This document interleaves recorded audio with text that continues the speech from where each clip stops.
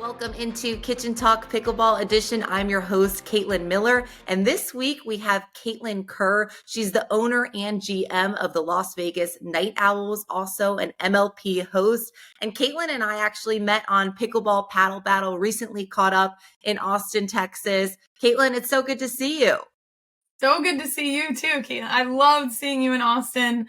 You're always such a fresh light and just bundle of joy in pickleball. So I love it. And I'm proud to see that you're expanding your pickleball horizons and doing this podcast. It's awesome. I thought you always speak so eloquently. So it's right up your alley. Oh, thank you. And obviously, you're doing so many great things. You have a huge week ahead of you with the MLP Draft. So, talk to me a little bit about what the draft looks like this year. Yeah, it's definitely a little bit overwhelming. So basically, let's start from the beginning. This year, it's like a completely new slate. Obviously, MLP and PPA merged. So you basically had to bid. There's 24 teams in Major League Pickleball. Teams had to go through like a bidding process of what they would pay to be in Premier for the next 3 years. And so we went through a bidding process. The 12th bid was basically it's called a Dutch auction, but basically the 12th bid is what all 12 teams above have to pay to be in Premier for the next 3 years. That bid was $400,000. Our team did not hit. We were not 12 of the highest bids, so we're actually in Challenger this year. So the way that the draft is working is Premier will be held on April 2nd, Challenger will be held on April 3rd, and Premier is an auction process. So teams are allocated $500,000 that they can spend on 4 players in Premier, and then in addition to that $500,000 they're allocated by the league, they are able to spend up to another $500,000 more. So they have $1 million to spend on 4 players. The difference in Challenger is that it's just a typical snake draft. So teams were given, we already have our place. I'm the 10th pick in Challenger for the Las Vegas Night Owls. And it's just a typical snake draft. So the only little weird thing is that all contracted players with Major League Pickleball and the PPA are technically like not free to teams, but I guess free. And then the uncontracted players that signed up for the draft, teams have to pay $20,000 to be able to draft them. So that's something to consider when you're, considering your picks. Wow, interesting. And so you're the 10th pick. What kind of things do you look for when selecting a team? Yeah, it's definitely you need to really be in the know on players, on their playing styles, who can play well together. Are they a right side player? Are they a left side player? Who they get along with, who they don't. I realized as a GM the past, I guess last year and a half, whatever it is, it's a lot of personnel management. So really trying to understand them as people, what motivates them, how much are they training? Like things I'm looking for personally are like, number one, like, are they a dog? Are they going to go out and battle? Like, do they want to win? I still feel like there's a lot of people in pickleball at the pro level that are not dogs. They are not going out there and giving it 1,000%. And as a former athlete myself, that is like, I guess my biggest pet peeve in pickleball right now. I just don't feel like a lot of people really want it. And yes, it's hard with, people say it's hard with these salaries that they now have. They now have 6 figures, up to 7 figures. Some of these people are getting paid per year, and it doesn't matter if they win or lose on a given day. And I'm sorry, but as an athlete, I don't even buy it, because every single time I step out on anything, I give it 110%. So that's the kind of people I want on my team. I know. I was talking to Ben Johns, and he's like, yeah, the first time I saw you play, you actually like dove on the court, and it was like pretty, like, no one should ever be diving in pickleball. I'm like, no, you should if you can get the ball. But anyway, so definitely like being a dog, hustler, grinder, going to give 110%. And then just like, how much are they training? Is it their thing right now? Are they training on court? Are they training off court? Are they taking it seriously? Who are their training partners? All of that really matters to me. And then just like upside, because our goal and challenge. So if you next year in Premier, no one's going to get relegated, but challenger teams, 4 are supposed to be able to get promoted. So essentially, you could be a challenger level team this year, pay 80 grand if you get 4 uncontracted players and be in Premier. And so that's like really enticing. So I think from that standpoint, we want to draft the best team possible that gets along well, that are good people. And that's another thing I mentioned. Like, I want to draft good people too. I think as long as they're, going to be good people, good teammates to each other, and easy to work with. But it's a lot of research. We actually hired Jim Kloss as a consultant this year because I felt like I needed somebody to be able to talk to. And we have done so much work. I cannot even, we are just talking nonstop. And, it's really helpful. We're calling a lot of people. We're getting inside information from players, really seeing how people work. So it's actually been a lot of fun this year. I was going to say, it seems like so many moving parts. You have to also get to know some of the unsigned players too, because that could help you as well in your position. So, I mean, how many hours or how much time would you say you've spent putting into this draft that's happening? I was talking to our majority owner, who's a hedge fund today, and I couldn't even tell them how many hours it's been. But also it's like a part of my life, right? Like I go to PPA Austin and I'm not really recruiting, but like at the same time I am. I went to the PPA Arizona. I played there in 5-0. I won play Pro Mix qualies, but long story short, like I'm always scouting and it's like intertwined in my life. And then on top of that, like the last weeks have just been crazy. We have a spreadsheet. We have everyone, like all information we know about players. We have them listed and like where we're thinking about drafting them. It's like, I have color codes and different things too. So a lot of hours. I don't even know. And it's hard to, you're saying the unsigned players, you could pay, 20,000 for one of them.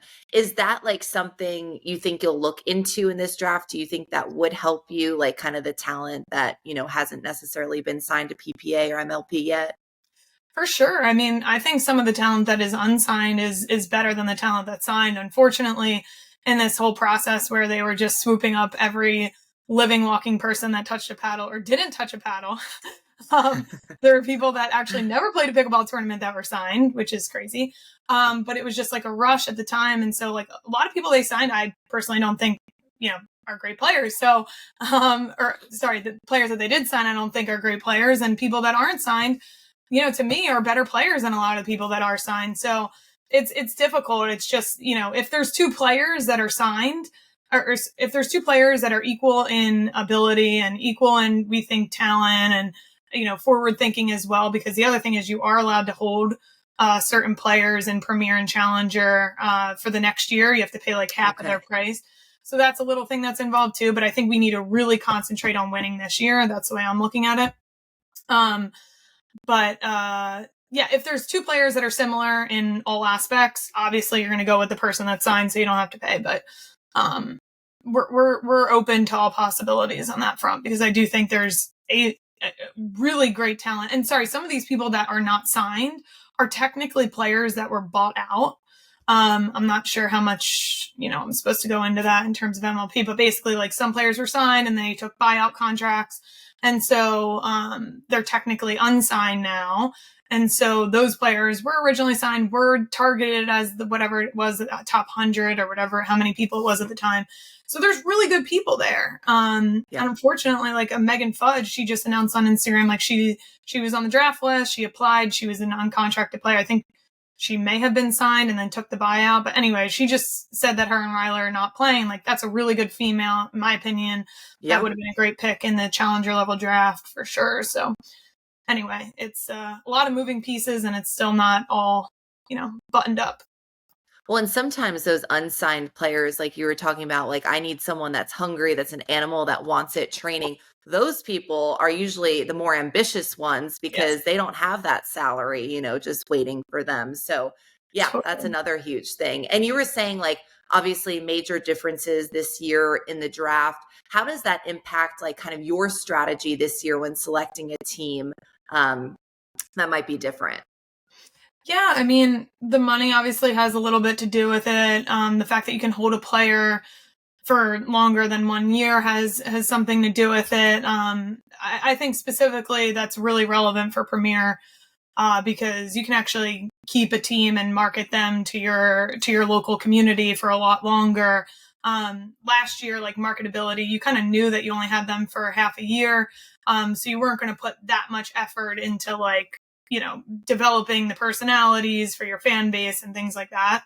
I think like this year sets a complete new slate, and there's a lot of teams that are going to be drafting based on that as well. Challenger, I think you really want to win this year and then figure it out the next year so you can get into Premier earlier.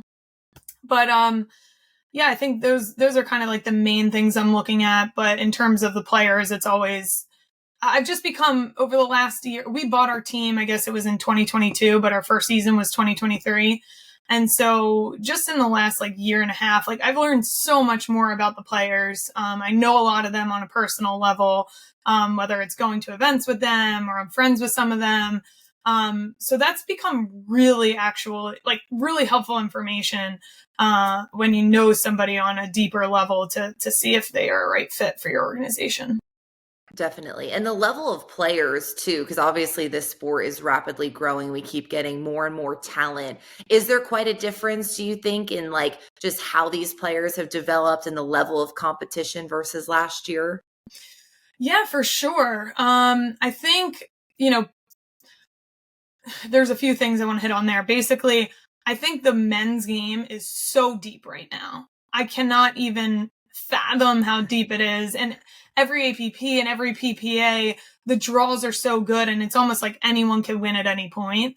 The women, from my standpoint, still have a lot to develop. I still think there's a huge gap in the pro game. I think that women are going to continue to get more athletic.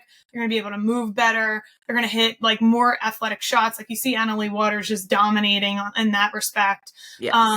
Like a Jack Sock coming in, he brings way more athleticism than we've ever really seen. And that's like a true, that's like an athlete that's like done a higher, like, I don't know. So I think in terms of the woman, I think that is a lot to, there's a lot of time to make up. I think in every sport, women's sports are sort of behind. You're seeing a lot of investment in women's sports on just a national level in terms of like women's soccer and the NWSL, now the WNBA with Kaitlyn Kerr. It's garnering more attention. Valuations of teams are going higher. But for pickleball, I think it's the same thing. The women's game is definitely behind the men's. I was talking to somebody recently that said, the women's pickleball game is 2 years behind the men's. Like, Ben Johns was dominating the men's, and now it's like, and he still is, but people are getting closer and closer, and singles games are getting harder and harder. And we see that a little bit with like Anna Bright or Catherine, like pushing Anna Lee in some respects, but I still think like she's, far, far better in certain ways than others. So I think that's going to continue to develop. And it's difficult because I think still on the challenger level, on the women's side, it gets bleak. And on the men's side, it's like, these fourth rounders are great too. So it's a lot to think about. The talent's definitely getting better. There's more people at younger ages getting involved. You have the PPA bringing on the PPA Junior Tour. You have, different countries getting involved. Like I was at the Indian Open in India and in Mumbai. And I think India and China are going to maybe be even bigger markets than the US. So there's a lot of push. There's a lot of smart people involved now, a lot of money getting thrown into the sport. If you say you have pickleball in your brand, it's like, here's a bunch of money, go at it, go have it. You see the facility operators, they're expanding. I think they're going to put in junior programs. So the talent level, and, now we have like the blueprint. Now I don't think we fully understand the game yet. I think there's so many levels, but now we're starting to really understand like, what it takes to develop, and people are just going to continue to develop quicker and faster. And who knows? I don't think a lot of the same people in the top 10 will be the same in 2 or 3 years. Yeah. And obviously, I mean, you're so in deep with this sport, but you come from a different background. You were a Duke soccer player, All-American, also working in finance. How the heck did you get involved with being, a GM and owner of an MLP team? Yeah, I love this story, and thank you for that. But I played sports my entire life. So it wasn't just soccer. I played basketball. I had like 50 points in a high school basketball game, played softball. Like I've traveled the world I was an AAU basketball player, if anyone knows what that means, but I really played at like the highest level in different sports. And then soccer, I continued to pursue in college, but I just love sports. I was a competitor since I was young. And then I went to Duke and I actually had like 6 knee surgeries and 1 ankle surgery. So I graduated a semester early to go pro in soccer. I was on youth national teams, U.S. women's youth national teams growing up. So it was like kind of like my destiny to be a pro soccer player. Like there was nothing else I wanted more. It was my whole life. It was that. And then I had these crazy knee surgeries. Long story short is I have a hole in my femur. So it's not like a ligament that can be replaced. It's like bone damage. So, and I have no meniscus. So it's been like always a battle. So I graduated, went to work on Wall Street in New York City. And at the time, you don't think you're depressed. I'm like I'm very happy and yes, like, you are. And so like at the time, I didn't really realize like maybe I'm depressed. I wasn't depressed because I was never like not really upset, but I was definitely not happy. And then I took a job at JP Morgan as a financial advisor. So left New York, went to Philly. And then in 2017, 2017, I did that. And then in 2021, I bought a house at the beach in New Jersey, and I saw a lot of people going to these pickleball courts very local to my house. It's not even a mile away. And I thought, wow, this sport looks awesome. It's smaller than tennis, so it won't hurt my knee. Because I tried to play a lot of sports after college. I was like, oh, maybe I'll pick up golf because everyone on Wall Street plays golf and it looks fun. I can be outside. And the torque really hurt my knee, so I couldn't. Then I started doing like, I surfed a bunch. We traveled longest left wave in the world. We went to Peru. We went to Hawaii. I went to Australia. I went to all these places and surfed, and I like it. I just don't love it. And then I tried pickleball March of 2021. The first day I tried it, I said, this sport is going to change the world. I need to get involved. And then I met I started playing more and playing tournaments in 2022 a little bit. Just started off. I was 35. And I met the founder of Major League Pickleball, Steve Kuhn, at the New York City Open. I went up to him and just thanked him because I had read every article. I was like YouTubing. I read everything you could possibly imagine. And he started Duper in Major League Pickleball. I thanked him for what he was doing for the sport. And then also I didn't mention, and so I founded pickleball in 2021, March. I created Pickleball Chick in March of 2022. I just didn't have the balls to do it. I was like, oh my God, what are people going to think about me online? Because I never care. Like one of my superpowers I said, or like my one superpower is like, I never care what people think. Yeah. That which has is great. That's always been like a key to who I was. But on the internet, I felt like a little weird about it because I'm like, I'm working in like a legit finance career and I want to get involved in pickleball. I don't really know how. And I wanted to create Pickleball Chick truly just to share the joy of the sport. That's why I created it. And I also like my original intention was to create a podcast. It was a Pickleball Chick podcast. I actually have it on whatever it's called, Spotify, but yeah. Oh my gosh. I just didn't ever pursue it because I started doing it. It's like, oh my God, all the editing, all this stuff. And then I just started with an Instagram and I started doing like player interviews on Instagram Lives, and that garnered a lot of attention. And then anyway, so how I got involved is I met Steve Kuhn. He offered me a few jobs. I said, no, I want to stay in finance at the time because I worked to build a career in finance. And then when he was selling teams, I said, I think I could put together a good ownership group. And then I put together our ownership group with a hedge fund that I had met out of New York City. And then they were best friends with Tom Brady. And I'm very close with Kim Clijsters and my best friend from Duke, Kelly Simpkins. And so it was really a gut instinct being like, this sport is going to change the world. I want to share it with more people. And I started meeting more people in the sport and just got like really deep really quickly. But it's all been really fun for me because I never thought after soccer I would find another passion because I was so passionate about it. Since I was 2 years old, I played it. I never wanted to stop playing, and it sort of got like ripped underneath my feet. Like I couldn't do anything about it with the injury. And then I found pickleball, I started playing, and it just changed my life. And I want more people to experience that same joy.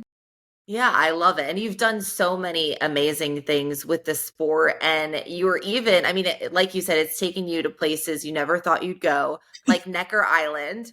You just got back. What was that experience like? That looked so unreal. I'm so jealous. It was, yes. I mean, what I said when I came back and like said to my family and friends, I said, I truly wish that every single person in the world would be able to experience Necker Island, because there was nothing else like it I've ever experienced. I mean, from the natural beauty of the nature, you're hanging out with different types of animals. There's lemurs and flamingos and amazing. And there's hiking. And I did the hardest bike ride of my life with Richard Branson and Drew Brees. Like, I can't even describe to you how hard this bike ride was. And then anytime, any minute of the day, like, the service is impeccable. There's 100 people that work on the island a day.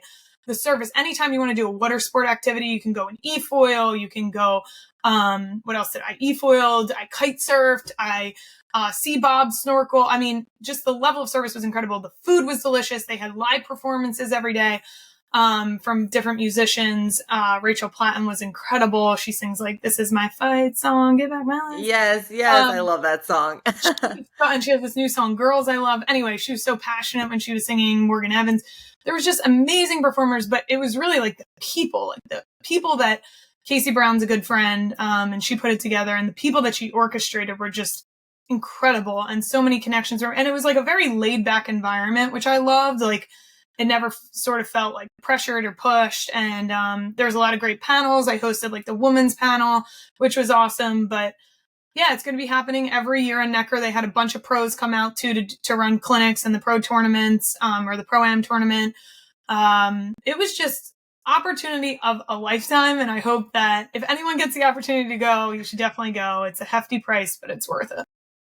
What would you say the biggest highlight of that trip was for you? Everyone asks me that. I saw the video you posted with or reposted with Drew Brees and how he like had the whole vision because he was losing points. That was hilarious to watch. Yes. Doug Ellen is I don't watch TV or movies. That's one weird thing about me, but like, I don't either, actually. Okay. Yeah. Well, Doug Ellen created Entourage. We don't have time. Yeah, we don't have time. It's a Kaitlyn thing. No, but yes. Like, Doug Ellen is hilarious, first of all. And he actually really knows the sport well. He sent me a video of him playing with Lee Waters and Andre Dascu in 2016. So he's been around it for a while. So there was a ton of games where it was, me, Drew Brees playing against Doug Ellen and this guy, Drew Danzium, which was so much fun. And that was definitely a highlight. I won the tournament, the Pro-Am tournament with Jaume, but had like, Jesse, that was fun. But I know this is weird, and I know it's a pickleball forum, but the bike ride was my highlight. The bike ride was the hardest bike ride I've ever done in my life. It was straight up for over an hour in the lowest gear. Wow. And there was a lot of people that, tried it, and like, I finished it. I didn't get off and walk or do anything like that. Like, it was the hardest thing I've done in a long time. And to see Richard Branson, I did like the hike with Richard, like he was around a lot, which people say is like not as normal, but he was around a lot. And just being around him, he's 72 or 73. I think he's 73 now.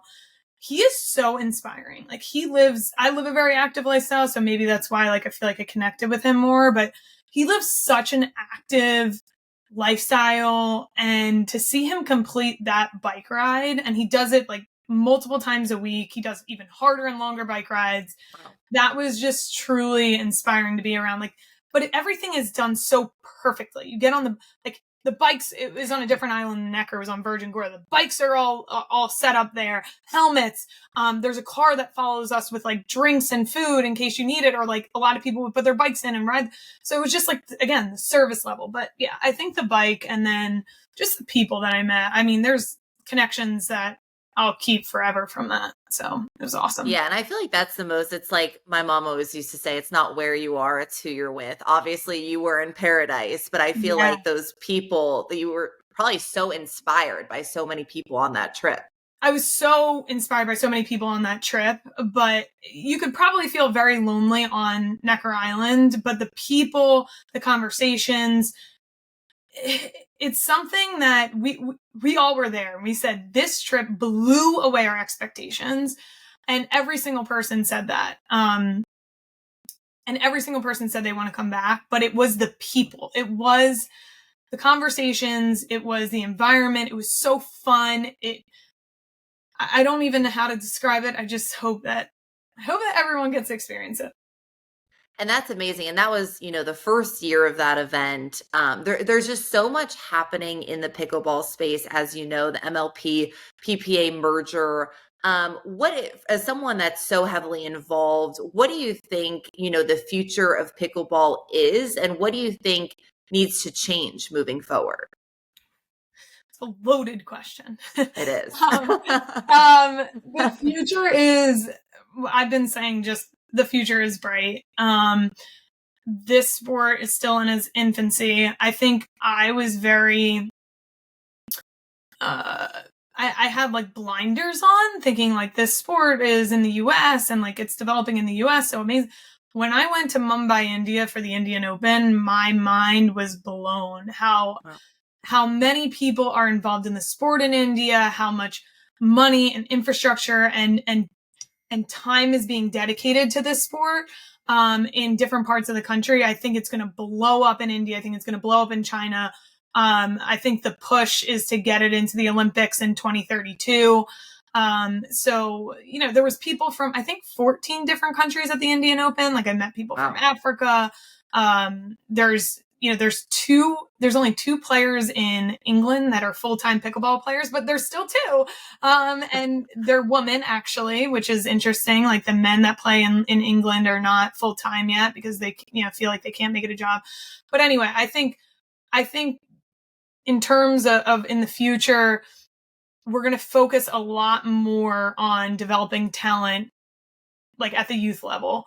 There's going to be a ton more emphasis on, grade school and high school. And then I think there's going to be NCAA pickleball teams, and that's going to all of that's going to filter into the pro leagues. But it's really on us to continue to develop the talent pool by creating stars too at the pro level, to get people more involved, to tell their real stories. I mean, everyone always critiques the pros for not having, that good of, there's not a lot of personalities on tour. Obviously, you have Tyson McGuffin, who's a great personality on tour. I think Anna Bright is an amazing personality. Someone's got to freaking put her up as a star. I mean, there are people, but I think we need to share their stories more, whether it's through, a Netflix series. I think that was like sort of in the works. I don't know where that's at, but something to really put pickleball on the map again. I mean, a lot of people watch F1 because of the Netflix series F1. A lot of people love tennis because of the tennis series, Breakpoint, I think it was called. Yep. So just, creating more stories around it, I think is what needs to be done, and then developing talent at the youth level. Definitely. And what are some of your goals? Obviously, you've already accomplished a lot. You keep getting involved, it seems like, in more events. What are some of your goals in the pickleball space? Yeah, that's a good question too. So I've been hosting a lot of like the biggest events in pickleball. Like I hosted the Indian Open, I hosted like a Katy Perry pickleball event, I hosted all MLP events last year. So that is definitely one of my passions, like continue to host as many tournaments or events as possible in the pickleball space.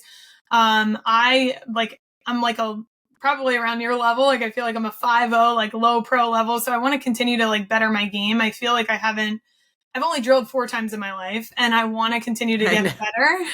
Yeah, I like don't. It's a hard commitment. It is. It's like, and I'm in New Jersey, and the weather is crap, and the players, there's not really great players that are like really dedicated to getting better. Yeah. It's kind of like everyone just wants to play rec. And yes, I could go out there with a ball machine, but it's kind of like I also would need a coach to like really understand like my shots. There's not like great teachers around here. It's like I've been saying, I really want to just invest in me and like ship myself off to Dane Gingrich and get like a week of training with him. I love him. I had him on the podcast. That's so funny. Yes. I love him. He was actually one of the first people I interviewed on my Instagram. And I was like, because I relate at such a deep core level with the things he says and talks about for so long, for like 2 years. I think I've been following him. But anyway, so that, and then I just want to be the best GM I can be, for the Night Owls, and really, continue to dive in. It's been like a huge part of my life for the past like year and a half, from creating the brand to like building teams and going to every event. Like that means a lot to me, and to be involved with my best friends is cool. And then through Pickleball Cares, promote like I'm doing a bunch right now, but Pickleball Cares is a nonprofit whose mission is to change lives through pickleball. I'm on the board there, so I want to help like youth gain access to the sport through that. And then, I'm sponsored by a few companies. So I'm sponsored by Selkirk for paddles and bags. Love them. They create like some of the best products in the world for pickleball and have been at the top of the sport and just run by great people. Knocker Island sunglasses. Love them. Knocks are awesome. And then I recently signed as an ambassador for Mr. Pickle, which is the shirt. And I love it. Oh, they made you a custom shirt. That's so cute. And like the green sweatshirt that I had on, everyone was asking me about that at the Austin event. Anyway, that was from them. And then the one thing I wanted to say is I actually signed on as an owner for Dink Buddy, which is a training net. And so like I'm getting a lot of these looks now. It's weird. I feel like, and it's probably something a lot of people can do in the space, but because I like have spent the last 2-3 years really understanding the space, getting entrenched, I'm getting asked to do like a lot of consulting projects. So I have a few that aren't announced yet, but like a lot of people are now hiring me to basically like help them get involved in the sport. So that's also a goal of mine to like continue to grow that consulting business. But there's so much going on. My biggest goal is I'm like, oh my gosh, girl, how are you doing it? First of all, I want to be like my life going forward. Yes. So I'm still in financial, I'm still a financial advisor, but if I can make it my full-time thing at some point, that would be my goal. And I'm sure you will. And seriously, Kaitlyn, everything you're doing is so inspiring. I felt like very similar. We come from similar backgrounds. So I'm so happy that we met and keep getting to see each other. And thank you so much for coming on the show. And stay tuned to see who joins us in the kitchen next time.